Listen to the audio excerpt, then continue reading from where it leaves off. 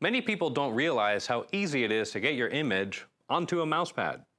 Whether you're looking for a fun hobby or starting a business, we'll show you what you need and how to do it with Epson desktop dye sublimation technology. In order to get your image onto a mousepad, here's what you need.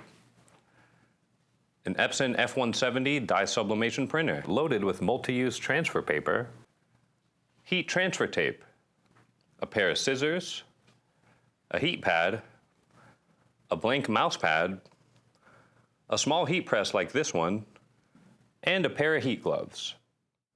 Once you have the finished design for your mouse pad, this is how to send it to the F170 printer. For Windows users, click the print button. Choose Properties, choose your paper type. For a mouse pad, choose Textile. Click OK, then click Print to send the file to the printer. For Mac users, click the Print button. Choose Printer,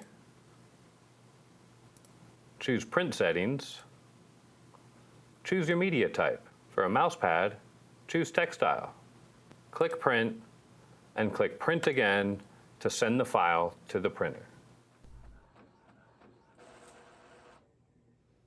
So now we're going to attach the paper onto our mouse pad.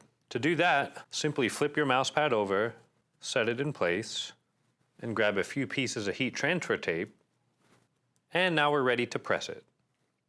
Before we press our mouse pad, you may want to protect your table surface. To do that, grab a piece of scrap wood or cardboard, then place a piece of craft paper on top of that. Now we're ready to place our item. We're going to grab our heat press and begin the timer.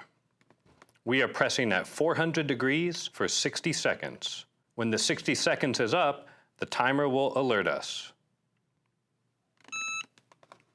Be sure to lift the press up slowly. Be sure to put on your heat gloves as the item will be hot. Simply peel the paper away